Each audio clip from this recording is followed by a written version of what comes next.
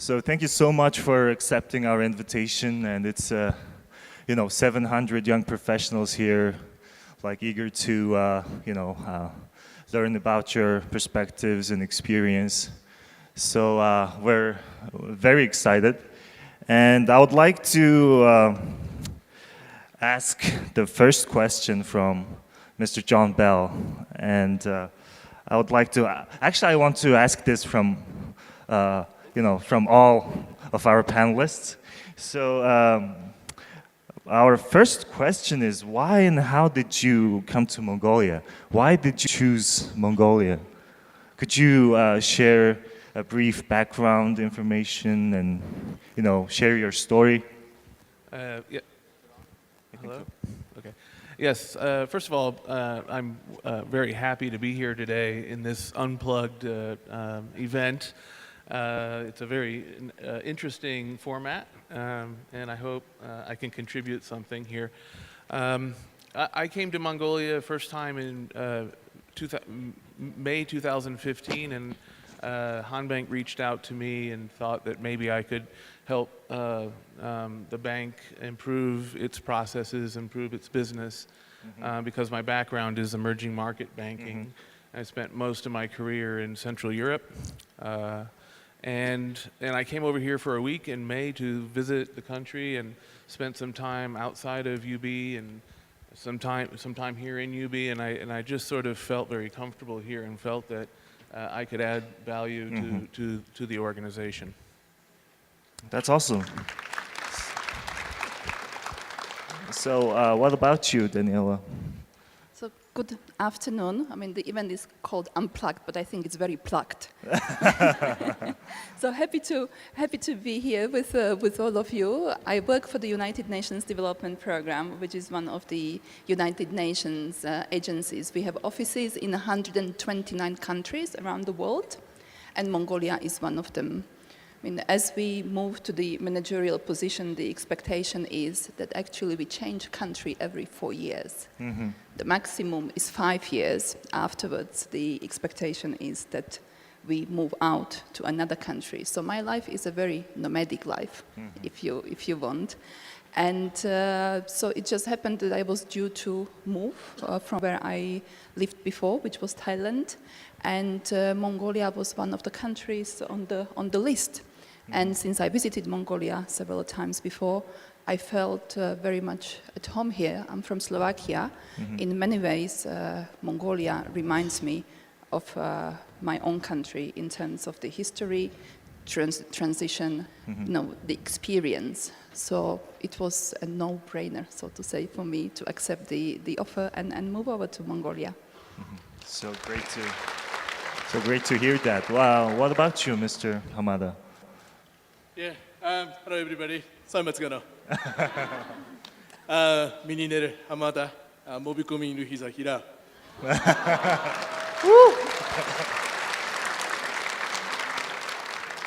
Otirare, mini Mongol Hills, Jahan, be Mongol Hills Sochpai. So, thank you very much for inviting me to the event together with the distinguished guest, and it's great. And honestly speaking, it's quite first time for me to make a speech or can I say discussion in front of young ages. Usually, quite often I invited to the event for business senior or industrial event. So that's it's quite exciting for me. And myself, I've been working for telecom industry over 20 years already. And actually, I belong to Mobicom shareholder, KDDI Corporation, which is one of the largest company in Japan and listed Fortune 500. Maybe ranking could be around the 200. And myself, during my business career, mostly I've been working for global business and then especially telecom sectors, ICT, IT-related business. And my main career is, for example, 2004 to 11, I was working in European countries, London, Düsseldorf, Frankfurt, and Brussels. And then came back to Tokyo headquarters in 2011. And then approximately 4 years or 5 years, I was working in Tokyo. And but I think I was thinking my value itself is not in Tokyo, but also I was thinking my value should be abroad, not in Japan. That's why I was requesting to challenge something new. Then taking the opportunity of shareholding change by KDDI Corporation to Mobikom. In 2016, I was appointed to work for Mobikom as CEO chairman. Then, now I've been working in Mongolia. That's my brief career. Okay. Thank you. That's a very interesting story. What about you, our last panelist? Well, I know a little bit of Mongolian, but nothing like my panel member, so it's put me to shame. But San Vetskano, Nameg Urisan Paikla. So thanks very much for having me. Yeah, of course, Angela. Very excited today for being here at this event. To answer the question, why Mongolia? I've been in mining for nearly 20 years, and unfortunately mines aren't really built in places like New York or London or Hollywood. So I've spent most of my time in mining moving around. My husband and I actually sat down and worked out we'd had 12 different addresses in 3 years the other week. So being mobile has been part of my life and part of my family's life. And saw Mongolia as a fantastic challenge for obviously one of the largest projects in mining that's happening now in the world, and obviously being part of something that is creating long-term wealth for the country of Mongolia and working with the wonderful people that I get to do every day. That's awesome. Thank you. So since we, started talking about Mongolia and we have, 700 young professionals here, I want to ask my next question to be about Mongolian young professionals. Mongolia is a developing country, and of course we want to, we want to play at the global scene, So our young professionals want to be employed in global companies and stuff like that. So my next question is going to be, how do you see at Mongolian young professionals? What are their advantages and disadvantages? And what needs to be improved to be, globally competent? What do you think? So I want to start this question from Mr. Hamada.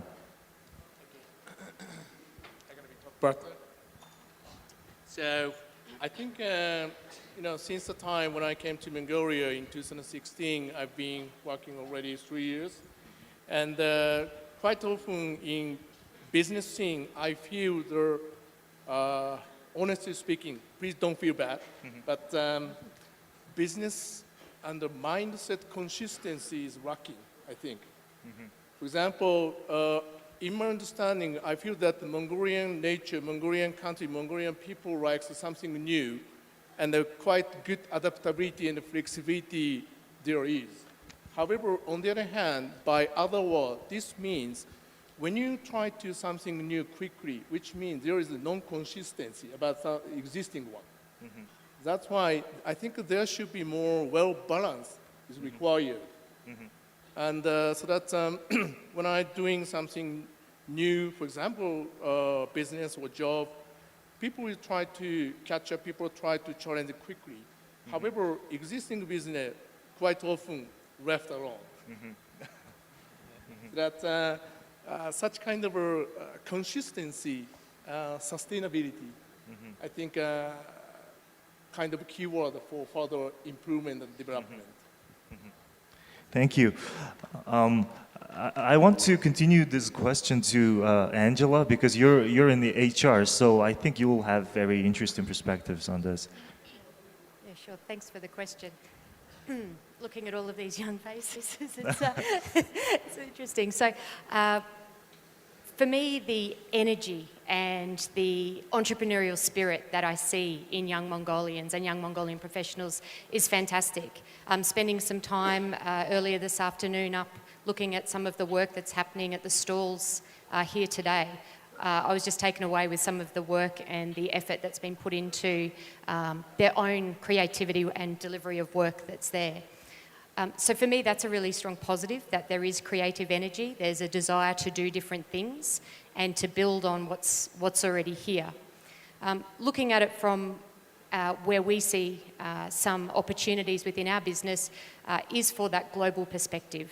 So people that have some other experiences that they're bringing forward, coming to the workplace with multicultural perspectives and understanding how the rest of the world also works are some real opportunities, and we've seen that with a number of the programs we've run. In particular, we have our own Global Nomads program. So we have young professionals that are in other parts of the world that are learning about other cultures and how other businesses work, and will come back to us as well. So that's why we see that's an opportunity for us to continue to support that growth. Thank you so much. I want to change this question a little bit to, ask Mr. Jон Belл, because there's this, entrepreneurship and innovation boom going on in Mongolia, and a lot of young professionals are, they have a tendency to start their own business, instead of going for a corporate level jobs. So, what's your take on this? What do you think about? I think, well, just to go back, I just wanted to, I think that of all the countries I've worked in, this is my 5th emerging market country. I have not witnessed or experienced the type of enthusiasm and curiosity and resourcefulness amongst young people. And I'll give you an example. When I got to the bank in 2015, there were businesses inside of Han Bank that were Googled to find out how to start it, or the resourcefulness, and I have not seen that. And normally, in Central Europe, the age that I work with is anywhere from 25 to 32, 33, up in that area, and I've never seen that type of enthusiasm for learning. And for the financial services part, because of the size of Mongolia, you didn't get large banks here who were investing in business operations or best practices. So I have been extremely pleased with the type of curiosity. It just needs some guidance in terms of where to go and how to get there, which people like me can provide. But I think that's a wonderful thing. In terms of, I don't know. Maybe even if I had a choice. Corporate's nice. It gives you a little bit of security, I think. But that's not always wonderful. I think instead of saying whether I should choose corporate business or this business, you should do what you're passionate about and what allows you to explore your passions for your professional passion. I think that's more important than deciding whether you want to be in a large corporation or do your small business. Small businesses are wonderful. We all have to thrive on that. The United States and most of the most developed countries in the world thrive on small business. And so, of course, that's a very important area for Mongolia to focus on going forward. Thank you so much. I know UNDP does a lot of projects on supporting small businesses and supporting entrepreneurship. So I want to ask Daniela's opinion on that, just to follow the question. So perhaps I will start from the previous, because it's a very interesting question. So just to complement what my co-panelist already said, in Mongolia, oftentimes education is taken for granted. And I think it's something that, unlike in many other developing countries, and Mongolia is still a developing country, it's not automatic. So I think that, we may all have our opinions about the quality of the education, but I think in terms of the base, that's something that all of you, can strongly build on. But in today's world, which is much more volatile, unpredictable, complex, and very ambiguous, where the change is happening in much shorter turnaround cycles, the education is not enough, right? It's like 25%, 30% of a professional profile. Everything else is curiosity, passion, perseverance, and willingness to and passion to solve the problems and make the difference. I mean, that's the drive that puts into work, the education basis and the knowledge that you have. And I think that, then flipping back to innovation and SMEs, the boom is great, right? Innovation and the private sector, small and medium-sized enterprises, however, are not for everybody, right? It takes the courage and understanding that the likelihood that I'm going to fail and not succeed the first time, second time, third time, and that I'm there on my own oftentimes. And not everybody is comfortable with pushing these boundaries. At the same time, even for United Nations, which is not a private sector organization, we are a public organization, we are changing as well. We are not original old days traditional bureaucratic organization anymore. That cycle of change and that entrepreneurial enterprising spirit is much more needed to succeed even in the public sector organization than it was even 10 years ago when I started. So I think that, as long as you follow your passion and you grow and learn on day-to-day basis and you want to get up in the morning and make a difference, whether it's in startup, small and medium-sized enterprise, public organization or private sector, it doesn't matter. If these are your criteria that drive you, you will find a place where you will be happy. Thank you. So my next question is going to be, since we started talking about entrepreneurship and the future, how do you? I would like to ask Mr. Jон Belл. So how do you? Call me John. Just John. Okay, we're on first name basis now, which is good. So John, how do you see Mongolia's future in terms of your perspective? In terms of your field, like. What do you think will happen in 5 to 10 years? How do you see Mongolia's future? Oof, that's a tough one. I spend most of my time worried about Han Bank, there's so many factors that go into the sort of success and progress of a country. My position at Han Bank doesn't give me too much insight into that. But I think there's a lot of opportunity here to make things right. And I remember a couple of years ago when I came back from my Christmas leave in the U.S. and I was thinking, wow. And there was some sort of tumultuous situation politically here, and I thought to myself, how wonderful it would be if we could get 3 million people on the same page, and how beneficial it would be for Mongolia for everyone to push in the same direction. And I know that's probably a little bit idealistic, but that's why I'm in the position I'm in. Is that I don't. But I think obviously it's about these guys out here. I mean, the testimony of 7 or 6, I don't know how many people are out here. I can't really see, but that's wonderful. 700. Yeah, that you have so much interest in an event like this on a Sunday afternoon. I think that's wonderful. And the Mongolia needs to know how to tap into the potential and power of the young people. I think that is obviously, you guys out here are the next leadership of the country. And whatever you guys are experiencing today, you take that and put it into your culture and whatever. Keep the good things and try to get rid of the bad things. But hard for anyone to say what's going to happen with Mongolia 5 to 10 years down the road. But the potential here is unlimited. I mean, from a financial perspective, I think Mongolia can be a completely digital economy. I mean, there's no reason why it cannot be. And I would like to see that in another 5 to 10 years, that there is no more cash.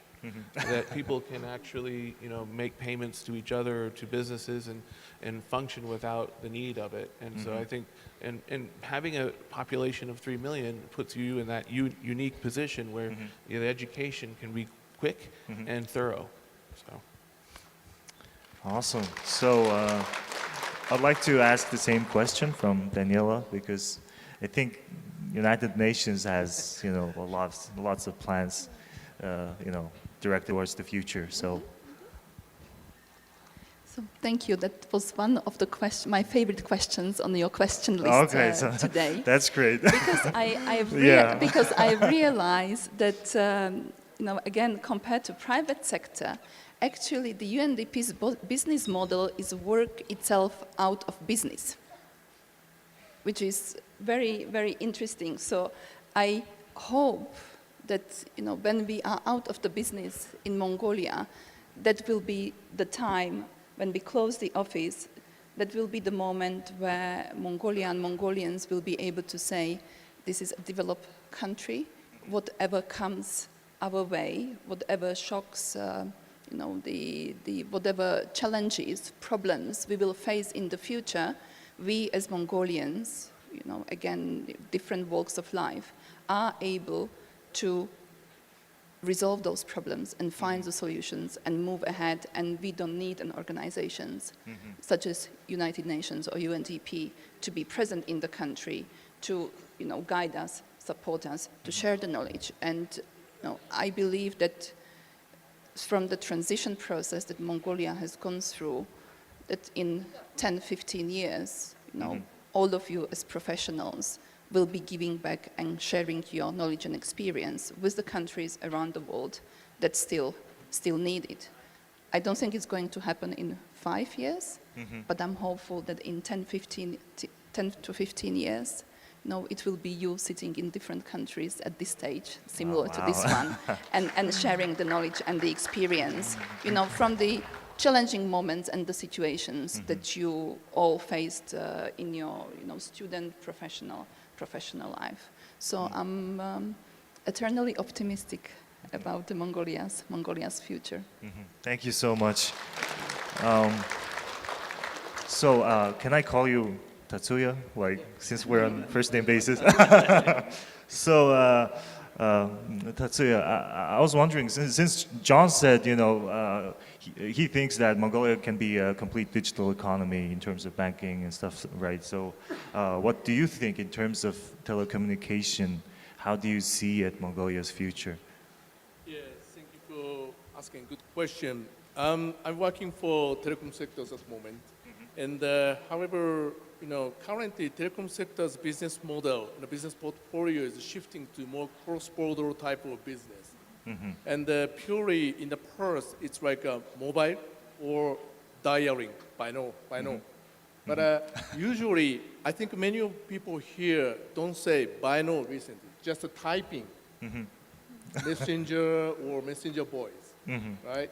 That gradually telecom business, telecom service itself is also shifting to something like a more digitalized virtual method. So that I think more and more this transition will be accelerated by young ages. Because from the beginning when they were born, there was already smartphone maybe, and also there was the internet. Totally different from maybe our ages, right? That's why the acceleration speed is totally different. And which means, I think nowadays, Mongolia is, maybe it may not be appropriate, I touch on this, but Mongolian country is heavily relying on, for example, mining business or mineral business. It's like a physical business, physical goods, physical transportation. However, following the technology advancement and also develop, more like non-physical business can be developed. For example, directly you guys can contact with somebody else overseas. You can create new business between Mongolia and other countries directly by yourself. There's no physical transport and there is no physical, how can I say, transaction. So that's, I think the telecom sector will be able to contribute to such a, how can I say, service development or transition, providing a platform. I think more and more cross-border business by personal level will be developed, I think, in the future. Okay, thank you so much. Tацуяа mentioned about mining and minerals, so I want to continue on to Angela, of course. So, of course, Mongolia is heavily reliant on mining sector, right? So, how do you see that in future? So, how do you see Mongolia's future in terms of mining, and how, how impactful it will be to the economy? So, what do you think? Hitsu a salt ban, but it's okay. Yeah, of course. I know it's a controversial one, but just, what do you think? No, it's fine. And that's, we're here to talk about it, right? So obviously, yes, we recognise that Mongolia is a country with natural wealth. And that does mean that mining has a big part to play and is playing a big part in the wealth of Mongolia. I do support the comments that look forward to seeing the future of Mongolia, in particular around technology, and that's not just digital technology, but also technology in mining and moving the mineral and resources industry further in Mongolia. My position, I guess, is that Mongolia and Mongolians do have some decisions to make about mining and resources for their country, as have many other countries that are naturally rich. For us, obviously, Oyu Tolgoi is here. We are continuing to develop the natural resources to support the growth and, as I've said before, for the wealth of Mongolia. So we see very much that mining is here and that we are here to continue to support the development and wealth of Mongolia. Thank you. So I think I'll ask more easier questions. So I think I'll start from John. So what's the biggest risk you've taken, personally and professionally? Personally? Yes. I'll start with the professional. Probably the biggest risk I took was the second time I left the United States and joined Citibank in Poland. That was probably the biggest, because I had I had some level of stability in where I was in banking in Chicago. And then leaving and sort of all of that behind was a pretty big risk, because I didn't know too much about Poland and what was happening there. But that was probably the biggest. But personal risk? I don't know. I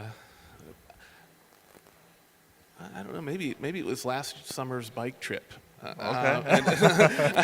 I started off on and I think I got going too fast, and I was going down this mountain bike without a helmet. That would probably be my biggest personal risk.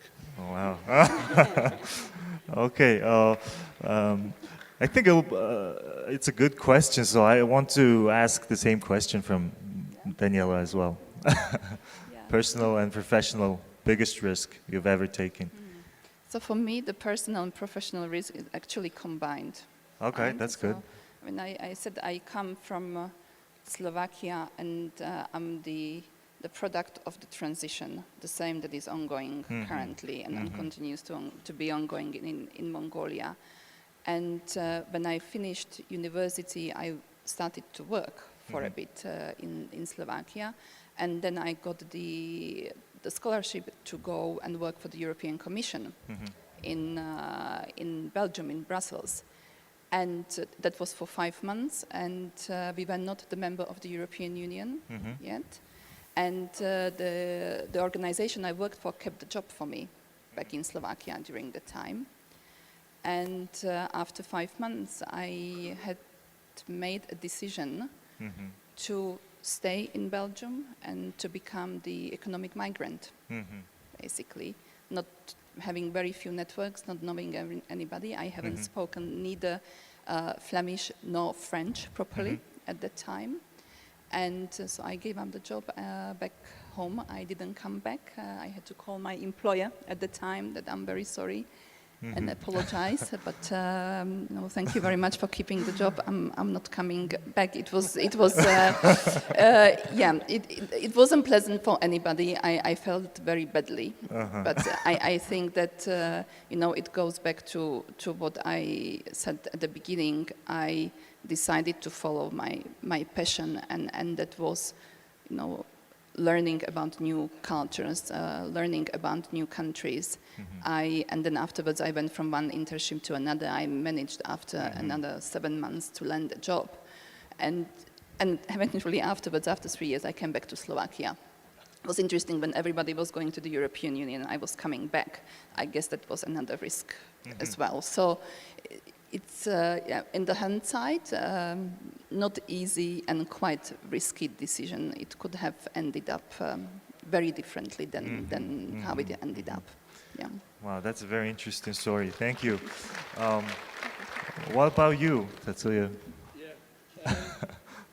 Maybe I can explain this story. When I came to Mongolia, it's 2016, as I said, and honestly speaking, Mongolian economy was dropping down, quite worse. And against US dollars, Mongolian Tukuk value was dropping sharply. And I think also in the beginning of 2017, there was a kind of risk of financial politics, politics and finance of a country.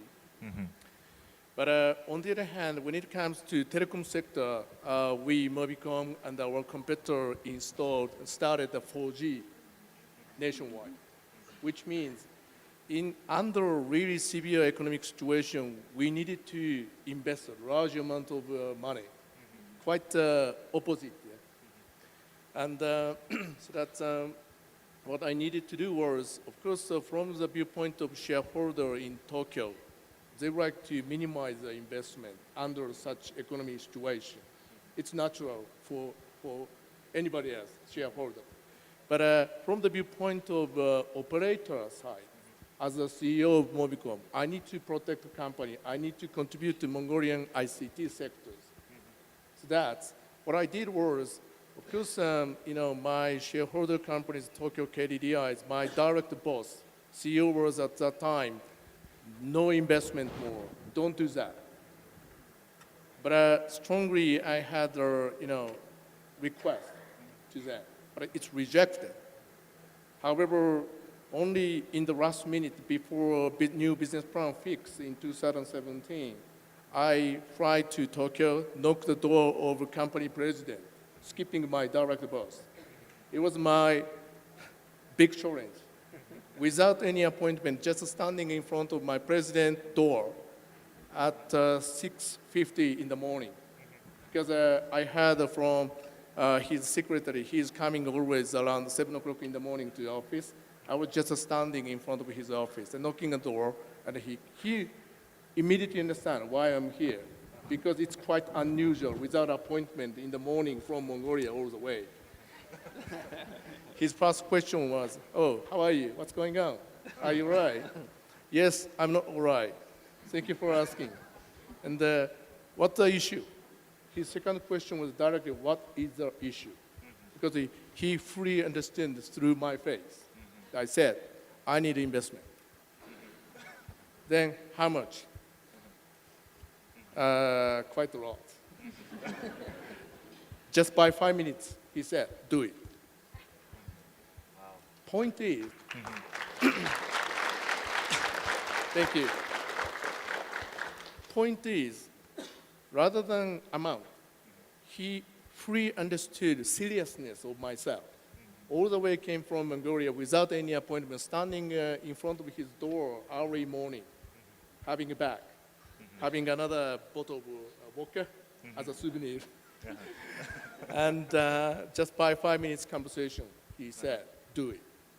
Then, however, without appointment I came, that's why I couldn't spend a lot of time, only half hour. Then he said, can you come over next morning again? Yes, I can. First talk was, why you came now? Too late. You could have come earlier. Half a year ago, you could come. That's why you were in Mongolia. Point was slightly different. then since then, continuously, 2016, 17, and this year, over 100 billion Turk we are investing for facility or telecom service development. This is quite risk.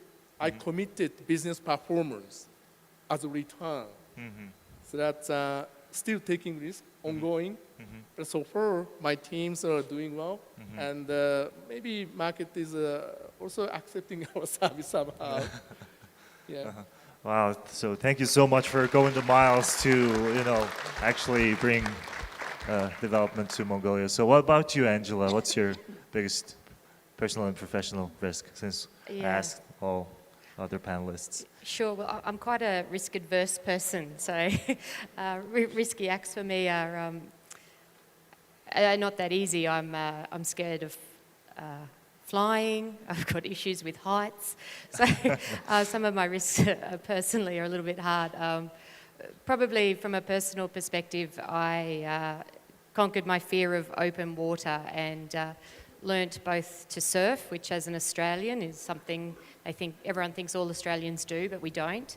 And I also got my boat licence, so now can drive a boat in the open water, which for me was quite a scary personal piece. From a work perspective, keeping to the personal note, the biggest risk for me was when I decided that people leadership was going to be the career path that I wanted to choose versus being an individual contributor. And it was a risk because I wasn't sure at the time that it was something I was able to do or could give fully of myself to my team.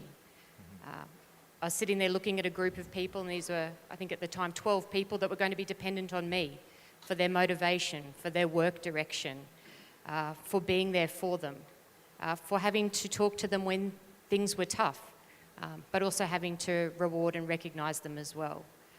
And I'm pleased to say that it is also one of my greatest accomplishments and something I'm very proud of, that I took that risk and chose to be a people leader rather than just an individual contributor, which both have strengths and weaknesses. But for me, it's what's given me the greatest satisfaction, and in my current role is the thing that is most rewarding for me. So I chose that goal and I've worked to that goal, and that's what I'll continue to do, is to work with people and motivate and coach and support people. Thank you. I have a different question for John now. So, how do you keep your employees and partners keen and motivated? What's your strategy for that? I spend a lot of time communicating. First, the hiring process is really important because you have to find people who have something inside, some fire burning. And once you find that, it's not that difficult to keep it going, right? To keep the fire going through. If the culture of the organization is performance driven, and these guys know that their hard work will pay off, whether it's financially or career growth or personal development, professional development, people react to that. People are motivated by the fact that they can see that their hard work is rewarded with progress of their own personal nature. So for that reason, I think, and that's a big challenge. Is in an organization, for example, like Haan Bank, is to be able to touch all of those people, not only through me, because it's only a couple of hours a day that I can, but. That's why I say it has to be a culture of performance and good management engagement to what our people are doing. And that's pretty much how we keep people going forward. So the people who report to me and their one-downs, I spend a lot of time with, just showing them how it can be done. And it's not always about words, and I'm not a big cheerleader, but you have to be able to show people what it means, and then they need to be rewarded for that. Thank you. So, Angela, I have a question specifically for you. Because what's the most important factor you consider when you're hiring someone? I think it'll be very interesting to our young professionals. Maybe it's you a sure secret? you know? Okay, I'll take this one, right. So obviously when companies like Oyo Toigo and HR professionals are looking to hire people and leaders are looking to hire people, there's obviously an expectation around putting some ticks in boxes around education and maybe some experience that we're looking for. But for our business and to be the best employee, we're looking for really that cultural fit. So people that have the right attitude and the right behaviours that are going to fit with our business. Because the worst thing that we can actually do for both the individual and our business is to make a bad hiring decision because there's not the right fit. And it might be about the things that motivate you. It might be about the way in which you like to work. It might be about the actual work and having a real connection to that work. And if those things aren't aligned with the business that you're going to be employed in, then it's going to be an absolute failure. And it's one of the biggest mistakes that we can make as hiring leaders and as a business, to not spend the time to make sure that the cultural fit is right. So that's for us what we're looking for, that the values and behaviours are there, but obviously there's some of those technical elements as well. Thank you. Do you want to add on that? I mean, he was at. I'm sorry, but this is something that I find it's a difference that I found here in Mongolia, is that there are people, good young people that I work with every day, who put a lot of value on higher education. Now that's fine, okay, and I'm not here to tell you, but it's not going to get you to where you're going. It's not the silver bullet. It's not the golden egg.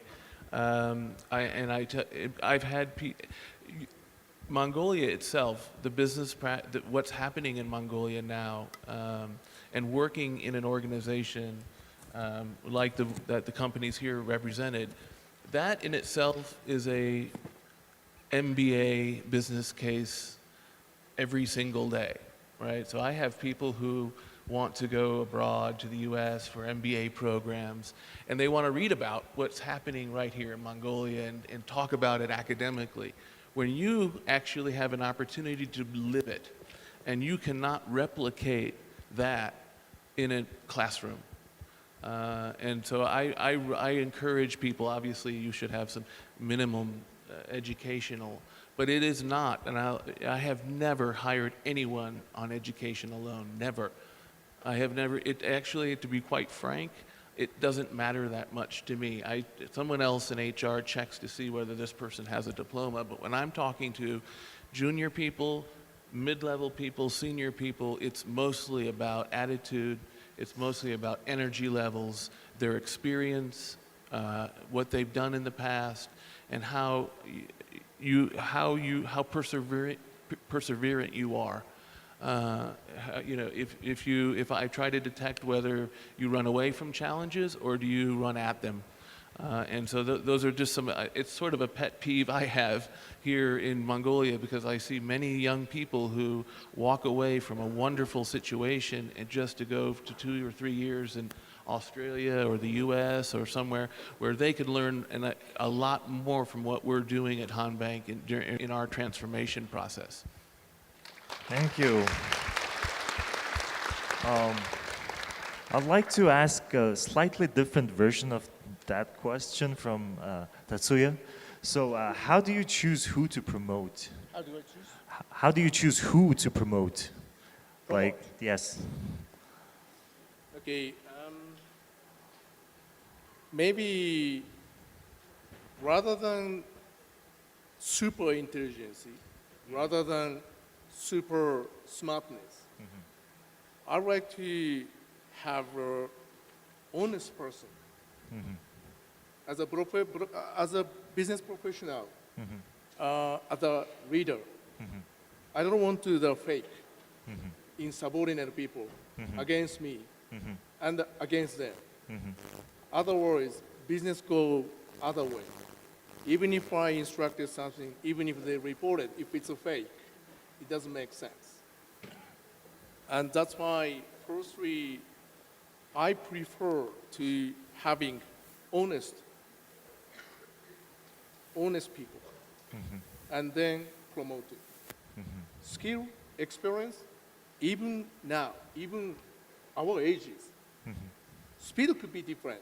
It can be developed, but honesty cannot be developed so quickly. Takes time. I think like this. Well, that's a very interesting perspective. Thank you. I have another question from Daniela. So I know UN partners with a lot of organizations. So when you're considering to partner with a person or a company or an organization, what do you look for, and what factors are the deal breakers? So for me, honesty is the key. Openness, transparency, and being candid about when things go right and well, and use exactly the same approach when things are not going well. Right? And that, for me, that ability with the partner, with the members of the team, with the clients, with other organizations, and is the key, right?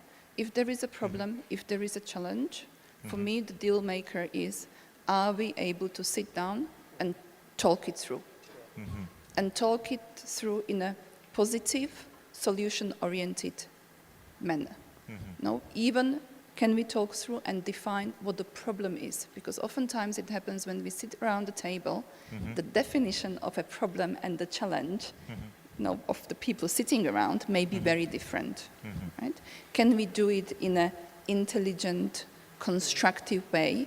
And once we have, not 100% satisfaction, but once we have more or less comfort level with what the problem is, let's leave it behind and let's move towards solutions.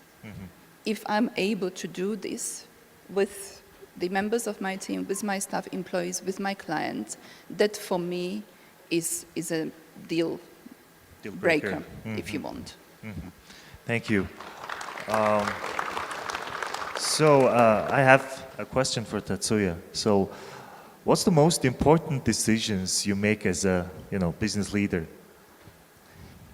What's the most important decisions you make? Every single moment I'm making important decisions.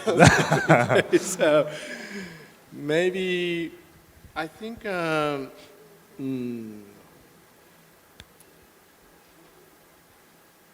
example, as a business leader, of course, I need to prioritize business performance and growth. But sometimes behind such growth or, how can I say, performance, somebody may have to sacrifice. It could be employee's family. It could be employee self. It could be some job. It could be some investment. However, always step by step, I need to prioritize which is important, which is, I don't say not important, which is less important. So that's quite often, sometimes human-related issue is always big headache, sometimes very hard to make a decision. For example, bonus evaluation, performance evaluation, and the contract extension or termination, or job role change.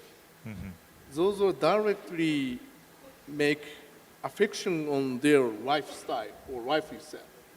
That's why it's quite difficult and an important decision always for me. Thank you.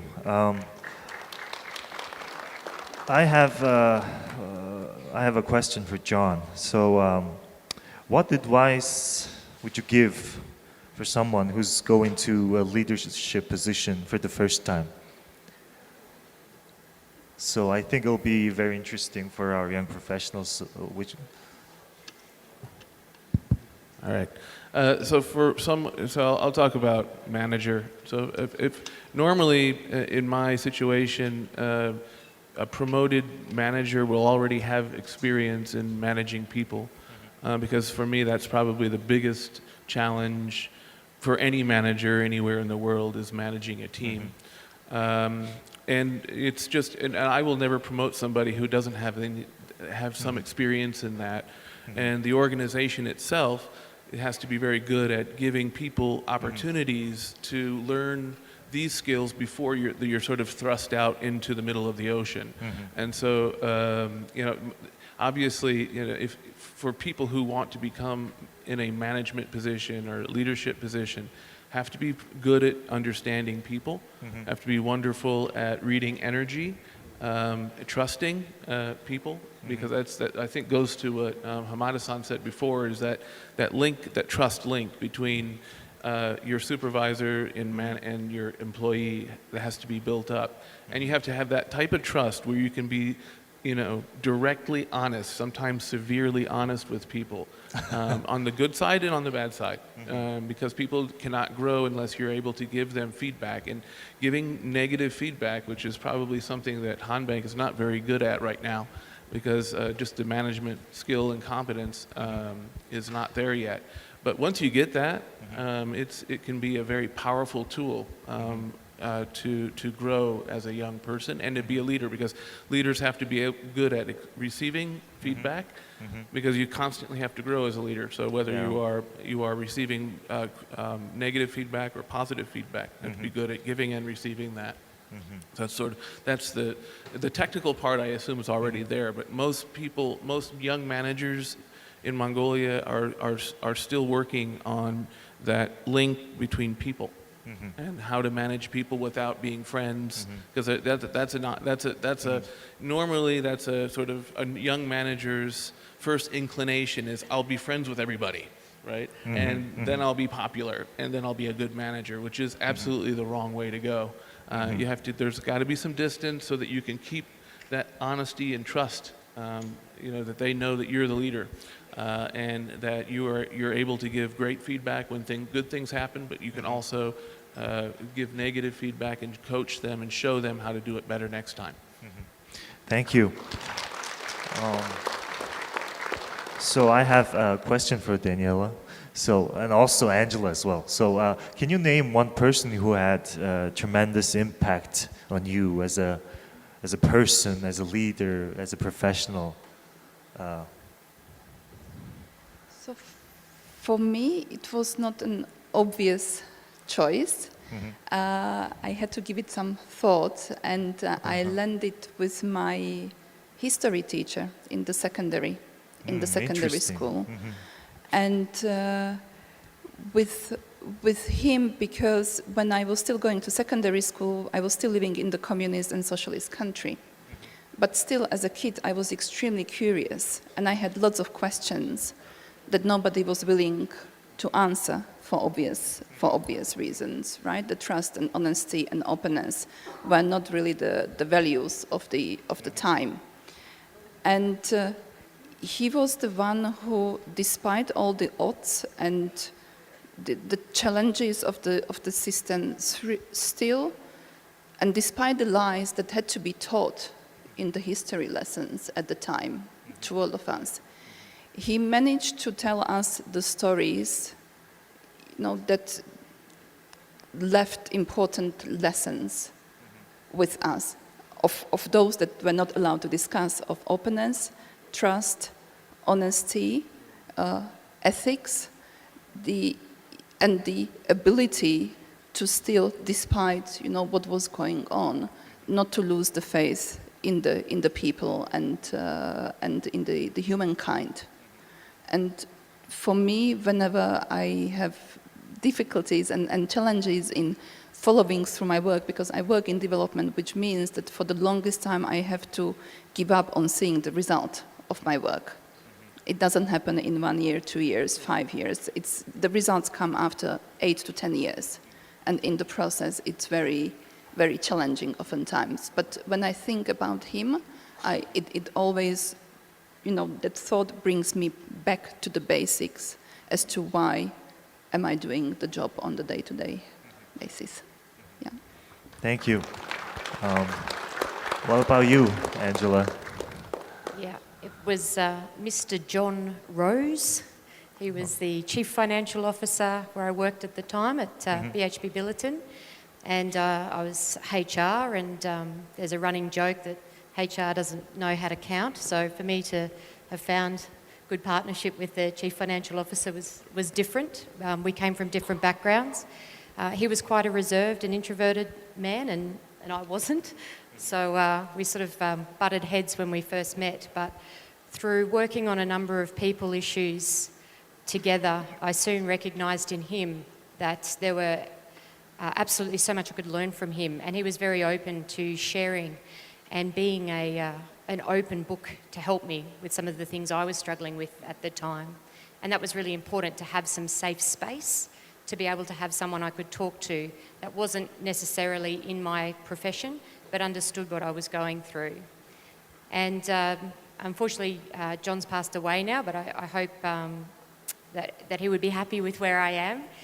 And the thing that he really taught me that hopefully for you as young professionals was, he used to say, Angela, there's so many opportunities out there, and our business gives you so many opportunities as a global business. It's only up to you, on you, to decide what it is you can and can't achieve, or what you can and can't go out and find. And that stayed with me as well, and I even use that sometimes in interviews with people about, why would you come and join our business? There's so many opportunities. It's up to you about what you can and can't accept, or what you can and can't seek out for yourselves. So that's what stayed with me. Thank you.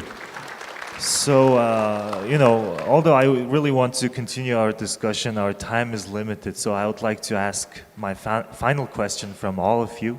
So, what would be the advice you'd give to your young self, basically? So, let's say 25-year-old yourself. What advice would you give? So, let's start from Angela. Well, I mean, if you want to think for a bit, that's fine. It's okay, yeah. From a personal sense, that's what I was laughing at, sorry. So from a personal sense would have been to, maybe I'd always decided that I wanted 4 boys and I only have 2, so my personal self would be maybe have started my family younger, and that's personal for me, but I have some lovely nieces and nephews, so I live through family members. But the big piece for me is about being authentic. So I spent quite a bit of my 20s and early 30s struggling with wanting to be a certain way and expecting that being that certain way would get me certain outcomes through business and professional.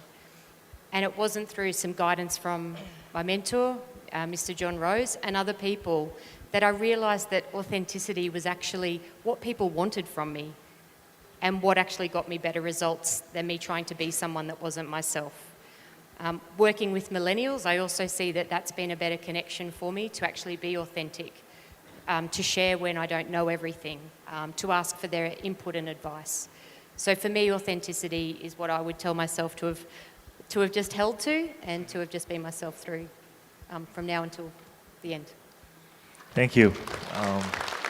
So, Tацуяа.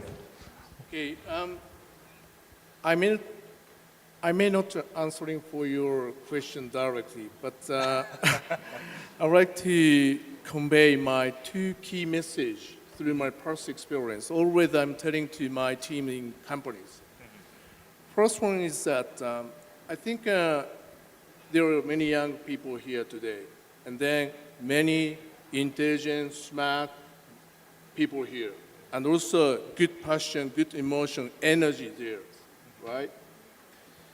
Then, however, when it comes to business, this is real world, it's not virtual, okay? Even if you are super intelligent, even if you have a really academic history, educational background, but business itself is real. So, taking an example, everybody knows boxing, kickboxing.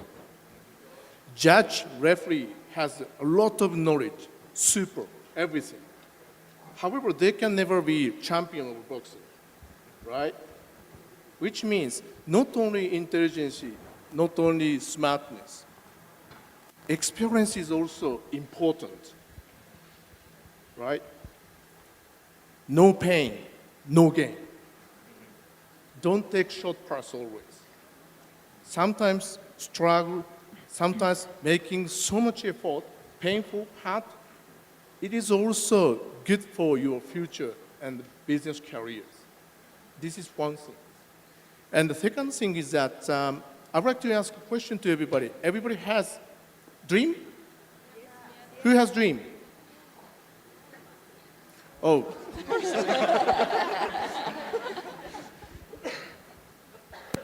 So, when you say dream, it's still dreaming when you are sleeping. Please call it plan. Change the world. My dream is, let's say, my plan is more concrete. By thinking like that, you will find a way to achieve. You will find a way to resolve. You will find a way to be. How? Then, from plan, if you start making schedule more concrete, by doing that, I think that dream will become true. Always I'm trying to do that. Of course, there is a barrier, there is a lot of hurdle, difficulty, but I think better to think like that way. Those two messages I wanted to convey to young audience today.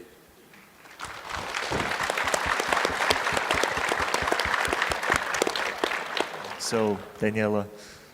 And perhaps I will leave three last things with you. The first one, if I were to relive my life again, if I were 20, I would spend much less time studying textbooks and reading, because that's what we do in transition countries, right? And with the same history, that's how we were raised, and those are the expectations. So I have a history of reading 2 books a week, and I still love reading, but if, now having the knowledge and the experience, it is going to get you up to a point somewhere. And afterwards, you have to start doing completely different things. So after, from 28 onwards, and still to this day, the way I learn a lot from sports.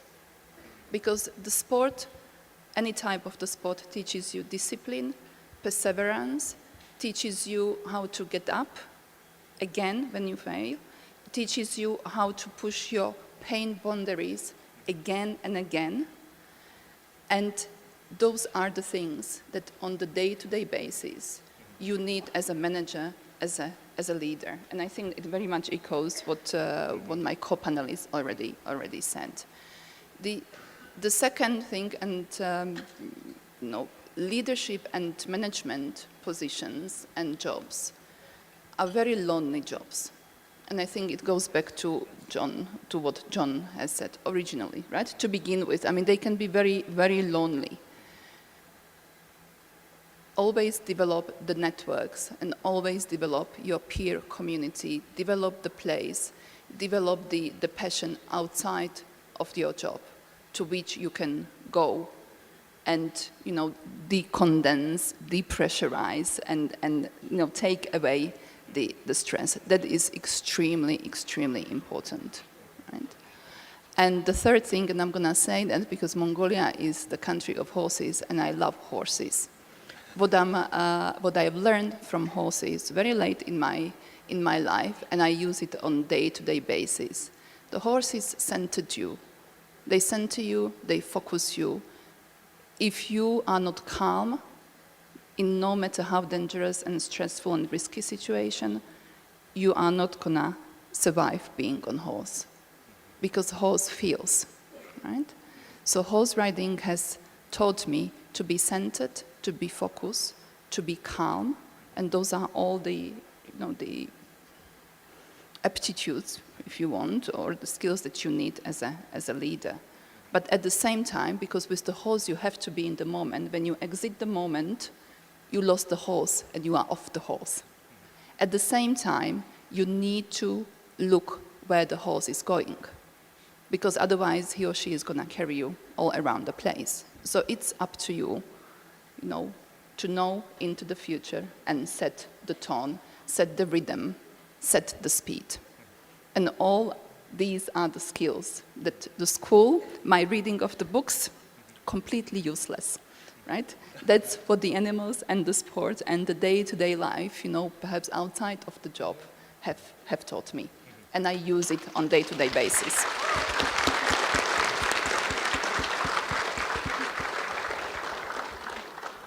So, John, what's your advice? Frankly, I don't think the 25-year-old me would like to talk to me right now. Probably he would have said a few things to me before I got to say anything to him. I think for me, a lot of when I see successful people, a lot of what makes them successful is the passion they have. And not everybody is going to be passionate about being, a bank manager, right? Because that's just not going to happen. And I think, for young people, you have to find what drives you, right? What is your why? What is your passion? What makes you get up in the morning, and go with it, right? I mean, to be honest with you, I know that, I had pressure from my parents. My father still wants me to go to law school. But he hasn't given up yet. But I'm sure at your age you're getting a lot of influence from your parents, maybe your families, and you have to stay strong for yourself. And that, and maybe I was successful at doing that when I was 25, or I was just committed to and trusting what I was doing. And trusting that I was going to make it forward. The other thing I would say is, don't plan everything out. Your life isn't. One of the most famous quotes I like to tell is the boxer Mike Tyson said, everybody has a plan until they get punched in the mouth, and that you have. And not just because you get punched in the mouth doesn't mean it's over, right? You just, maybe you have to kind of go with the punch a bit. And I had no idea when I was 25 years old that I would be here in Mongolia on this stage when I was 52. And that's the beauty of life, is that you don't know it, right? There's a beauty there, that you don't want to take away from yourselves in, chasing money, right? Or chasing a certain career that you have in your mind. Keep your minds open, and don't forget the beauty of life.